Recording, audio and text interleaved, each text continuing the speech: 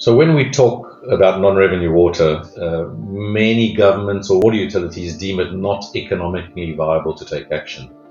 This may be due to many reasons. It may be to the fact that water utilities are subsidized by government. It may be due to that there's no tax imposed on utilities. There may be lack of accurate measurement of water. In addition to this, there's lack of independent control of the costs around water, and the real cost of water up to the drinking water tap in the premises. It's important for a water utility to actually calculate correctly their costs in order to be able to demonstrate to the customers how much it's actually costing to deliver that water. And those costs, including the energy that's utilized to produce that water, it would be that desalination or just pumping costs, the costs of the CO2 that's generated in utilizing that energy.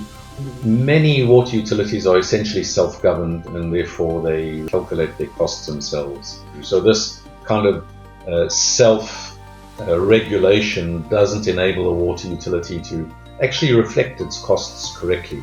So making sure that there's an independent auditor, let's say a revenue regulator or a financial regulator, that does the calculation of the costs for water utility and on an independent basis, and then reports that on an independent basis, that will then enable a water utility to be able to recognize its real costs from beginning to end. So that independent analysis of costing is really important for a water utility to be able to then say, this is how much it cost us to deliver water, and therefore this is the revenue that we need to make out of water.